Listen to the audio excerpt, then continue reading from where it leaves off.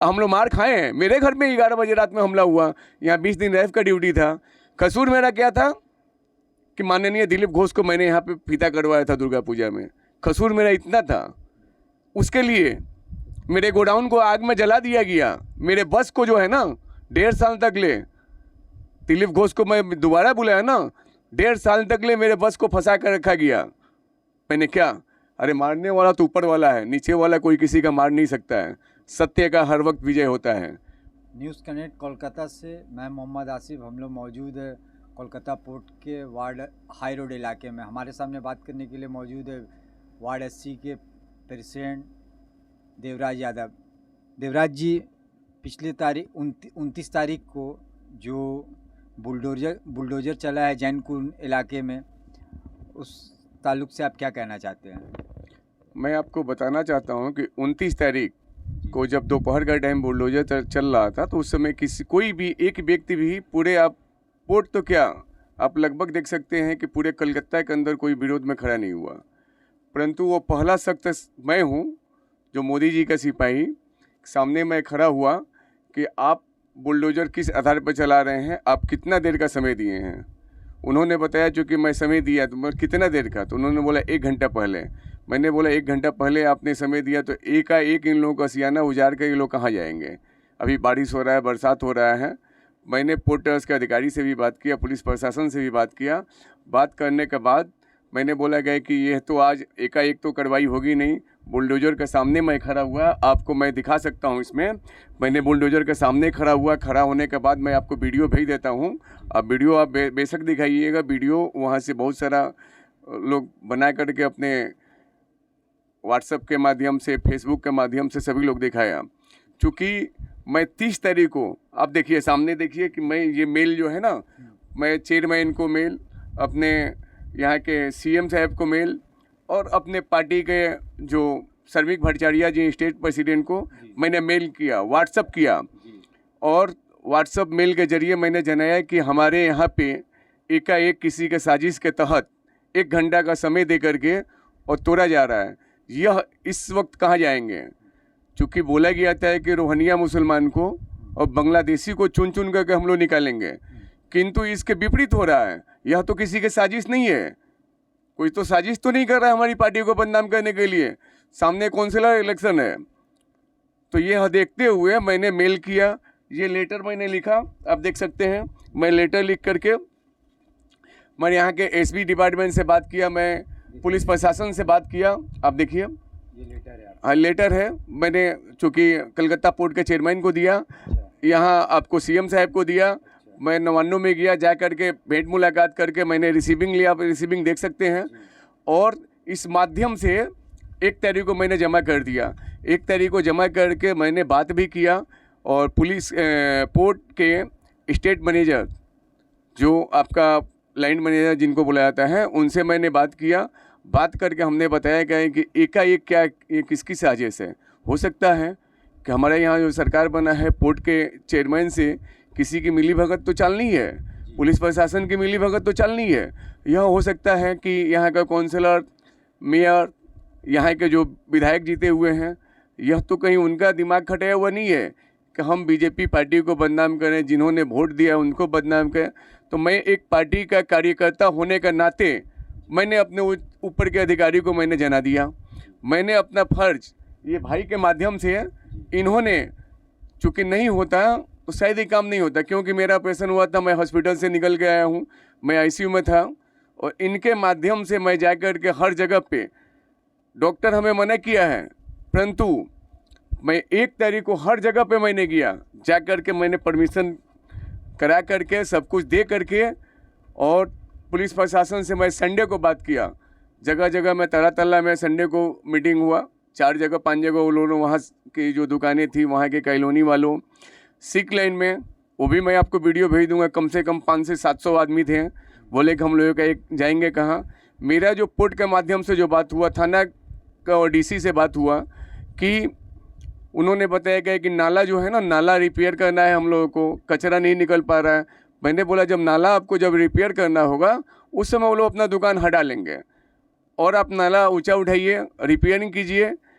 उनकी एक सवाल था कि अगर उस समय कोई अगर झगड़ा टकराए, कोई मारपीट गाली गलौज हमारे किसी कर्मी के साथ करें तो हमने बोला कि वो ऐसा करता है तो वह सब दायित्व एक पार्टी कार्यकर्ता के नाते वो मेरा है। आपके कभी कोई नुकसान समाज में रहा है, समाज के विरोधी जो भी काम करेगा उसके विरोध हमेशा खड़ा हुए हैं। जैसे आप देख सकते हैं इतनी सारी जो लेटर है ना, मैं टीएमसी की जो सरकार थी उस वक्त भी स्कूल के लिए, पार्किंग के लिए, रास्ता के लिए, ब्रेकर के लिए हर वक्त मैंने कंप्लेन दे करके आप देख लीजिए।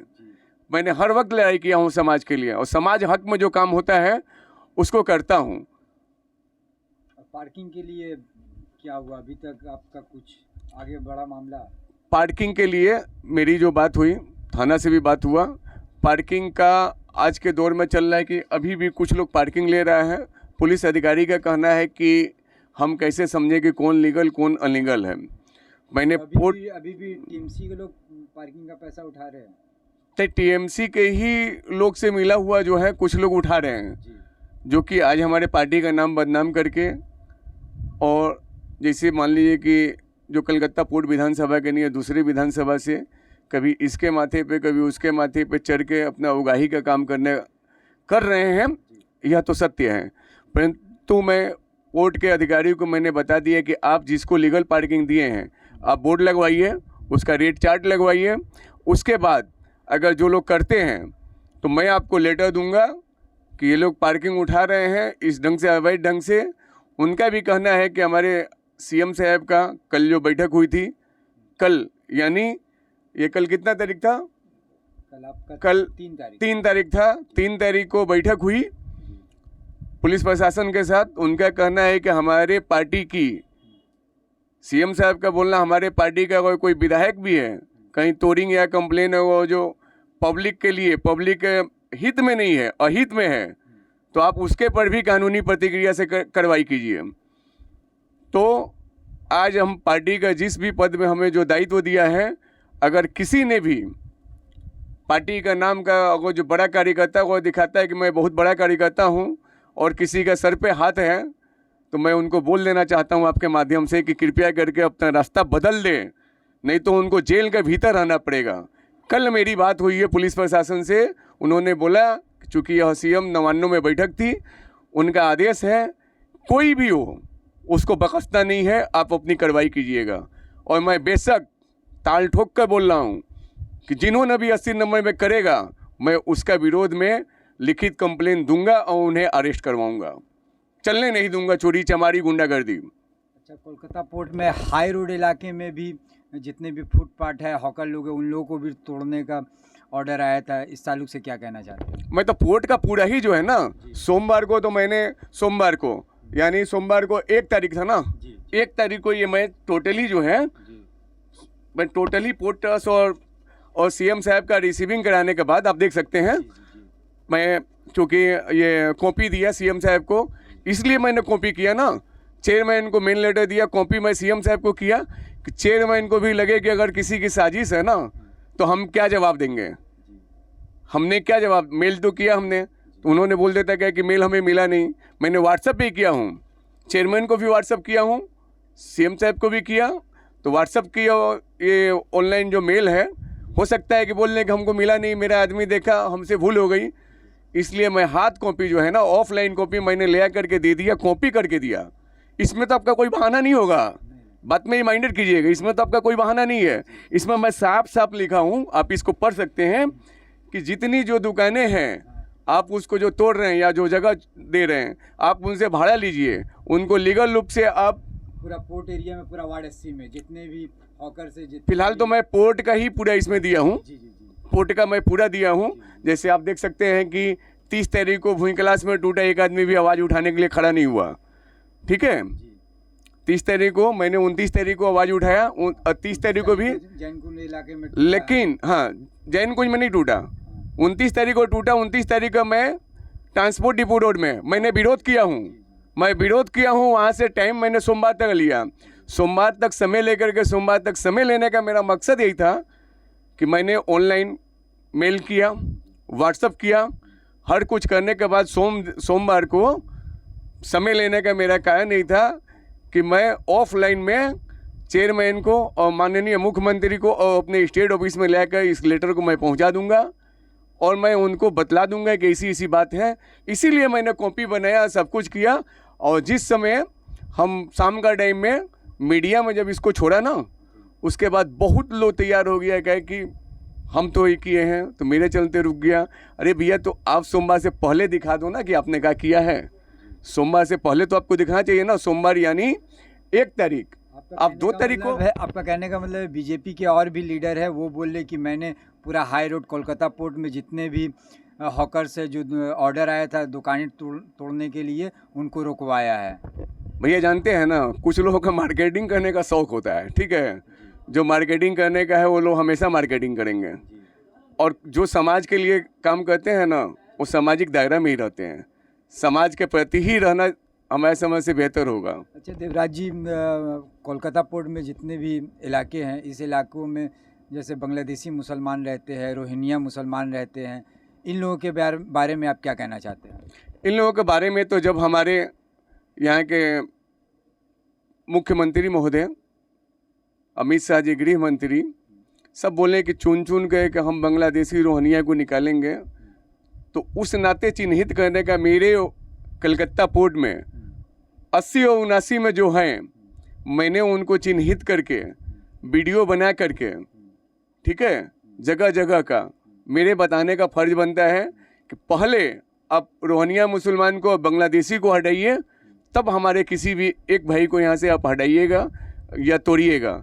और पोर्ट ट्रस्ट से मैंने मांग भैया यही किया हूँ ना कि आप भाड़ा लीजिए, लीगल बेस में दीजिए, उसका लाइसेंस हो, उसका रजिस्ट्रेशन कीजिए, लीगल रूप से दीजिए। आप जो दूसरे से भाड़ा लेते हैं उससे भाड़ा लीजिए, चाहे घर हो या दुकान हो, किसमें वो गरीब बेचारा भी नहीं मारा जाएगा और आपका भी नुकसान नहीं होगा। जो दूसरे जगह भाड़ा देगा, आप जो दूसरे को दीजिएगा वो उसको दीजिए, क्या नुकसान है। अभी इसे मान लीजिए ये पोर्ट का ही घर है, तो हमें तो कहीं भी रहेंगे तो भाड़ा देना है ना। किसी को भी पोर्टर्स भी है जो किसी को लीज में देते हैं तो डिपॉजिट करके भाड़ा लेता है ना, वो तो हम लोगों का इससे लेना। और क्या परेशानी है, हमारे मोदी जी तो बोले ही हमें, प्रधानमंत्री का तो कहना ही है कि आवास योजना के तहत जो जहाँ है वो उस जगह पर रहेगा, वह सरकार की काम है। तो मैं अपने मोदी जी का रास्ते पे और जोगी जी का रास्ते पे मैं चलूँगा। और सौभाग्य है कि हमारे जिस ढंग का मोदी जी, वैसे ही हमारे यहाँ का सुगंधो अधिकारी जी और वैसे ही हमारे आदित्यनाथ जोगी जी। गर्व होता है हमें अपने सनातन पे और हिंदुत्व पे, ऐसे आज के दिन महान जो कि देश के लिए अपने आप को समर्पित करने वाला इतने बड़े, ये मैं इनको 100 बार प्रणाम करता हूँ। मेरे अपने पूरे फैमिली यानी परिवार कलकत्ता पोर्ट का जो मजदूर है ना, पूरे मजदूरों की तरफ से मैं प्रणाम करता हूँ, क्योंकि मैं एक मजदूर का बेटा हूँ।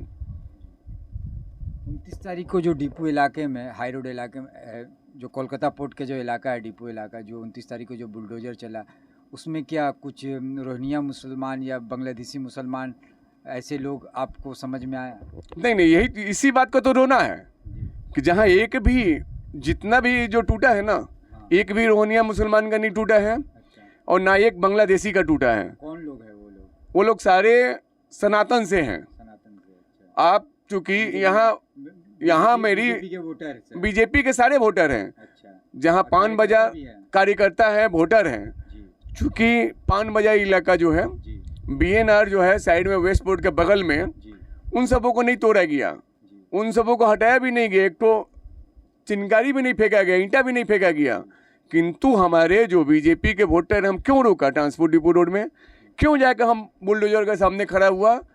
कारण कि मैं एक पार्टी का सिपाही हूँ और ये लोगों ने बंदी के तहत शुक्रवार को एकाएक इन लोगों ने अपना साजिश फैलाया।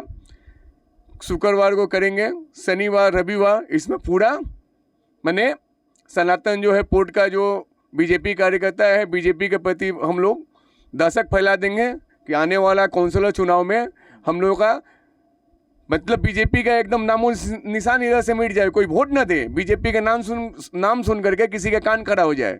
क्योंकि ये लोग इलेक्शन का पहले ही बोलते थे कि अगर बीजेपी जीत गया ना, अगर बीजेपी का ये हो गया ना, एक भी इलाका, एक भी कुछ बचेगा नहीं। परंतु मैं एक बीजेपी का छोटा से कार्यकर्ता होने के नाते मैं आपके माध्यम से जना देना चाहता हूँ कि पोर्ट का किसी भी सनातनी को, रोहनिया मुसलमान और बांग्लादेशी को छोड़ करके कभी भी होगा एकाएक तो मैं होने नहीं दूंगा। मैंने अपने ऊपर का अधिकारी को यहाँ से दिल्ली तक जनाऊंगा। लेकिन गर्व है हमें कि हमारे सुगंधु अधिकारी जी इतना अच्छा, दिलीप घोष जी, अग्निमित्रा पॉल जी जो है ना, जब मेरा यहीं से काम हो जाएगा तो हम दिल्ली क्यों जाएंगे। अगर आप न्यूज कनेक्ट कोलकाता को फेसबुक पर देख रहे हैं तो हमारे पेज को फॉलो जरूर करें, और अगर आप हमारे चैनल को यूट्यूब पर देख रहे हैं तो हमारे चैनल को सब्सक्राइब करना बिल्कुल ना भूलें। धन्यवाद।